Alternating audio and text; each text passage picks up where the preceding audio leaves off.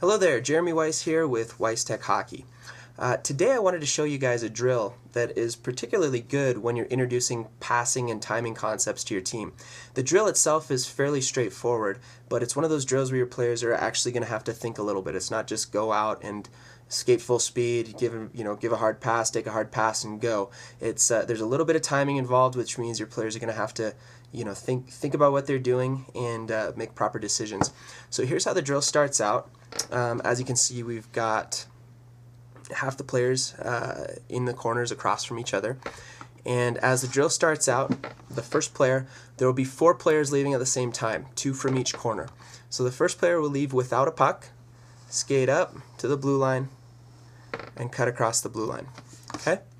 Same thing will happen from the other side. Player will leave without a puck, come out, and cut across the blue line. Now as this is happening, the second player in each line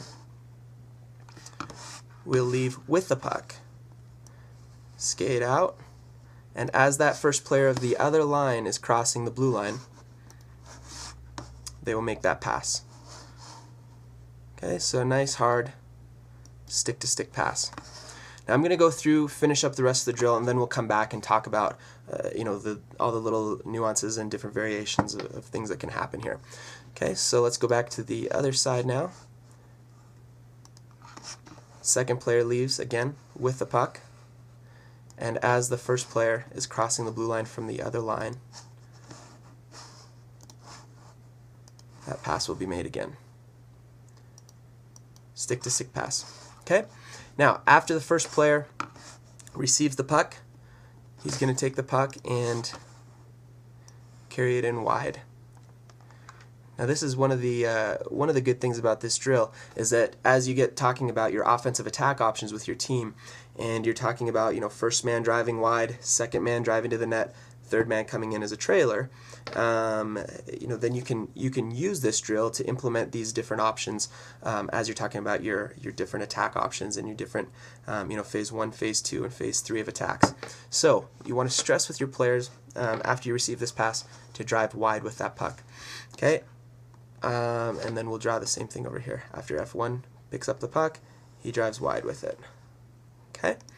Now here's where you can add a little variation or whatever your team needs to work on at that moment, you could have them do.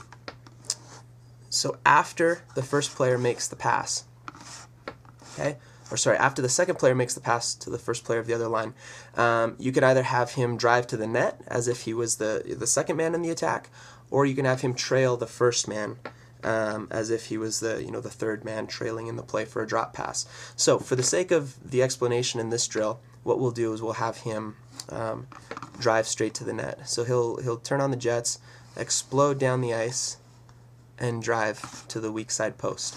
Okay, and then the same thing over here. After he makes the pass, he'll explode, drive down the ice to the weak side post, and then obviously what we'll want is we'll be working on pretty straightforward. We don't want to come in 2-on-0 and make 3 or 4 or 5 different passes until the goalie's lying down and then flip it upstairs. We want to really simulate a game situation here. So after this player drives wide, he'll make a quick pass across.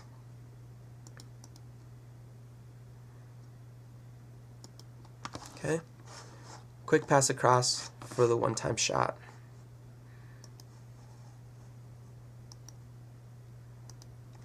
Okay, and then the same thing will happen over here. As the player is driving wide, as soon as the other player catches up to the play, he'll come in, make that pass across for the quick one-time shot. Okay, so that's the nuts and bolts of the drill. Now, the really good thing about this drill is there are a whole lot of different options that you can do depending on what your team needs to work on, what aspects you're strong on, and what aspects you're weak on. So here are a few different possibilities that you can do, and take it for what it's worth. Use it as you'd like for your team, however you see fit. So like I said, there's the option of having, after this man makes the pass, having him drive to the net as the F2 or second man in the play. Or you can have him do the trailer man, which he would be F3 in that case. And then in that scenario, you can do a drop pass and a shot, or whatever you'd like to do. There are a few different options there, and you can be creative with however you'd like to do it there. you can also add a third man. And the third man, as you do the drill, you can add the third man as a defenseman. So if you were to do this, in fact, let me do a different color here so that we can distinguish the different options here. Okay, so if we were to do a third man and have him be as a defenseman, the defenseman would come up, close the gap, okay, do an inside reverse pivot, and then back up and play it as a 2-on-1, okay, and that would look the same on the other side.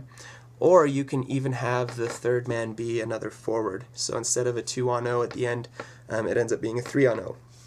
And in that scenario, you can really work, your F1, F2, and F3, and make sure that you're getting that attack triangle as it happens. So that's the drill. Like I said, there are a lot of different options, and there are even ones that I haven't mentioned here. But be creative, and like I said, encourage your players to think as they're coming through the drills. One thing that I did want to point out, especially as you're working with timing drills, is that the players should start thinking about passing to an area as opposed to passing to a man. Passing to an area puts more of a stress on timing. That means that the receiver has to be in the receiving area on time with speed. And that's the main concept with timing concepts, timing drills, timing concepts in games. So the receiving area for this drill, in case it's not obvious, is right here. And I'm going to make a little bit of a green highlight there. Okay, so those are the two receiving areas. So what you want to stress to your players is that the responsibility is on the receiver. The receiver needs to be in the receiving area on time with speed. So what happens a lot of times with this drill, or with other timing drills, is the first player comes out, starts cutting across the blue line, and then all of a sudden he'll notice that the second player, for whatever reason, maybe he overskated the puck or maybe he fell down, but for whatever reason the second player of the other line isn't quite ready to make that pass yet. So that's where we have to use either delay tactics or slow down or change your angle of attack so that you can adjust, and then as that player gets himself back under control and is ready to make that pass, now you can again explode and attack that receiving zone with speed.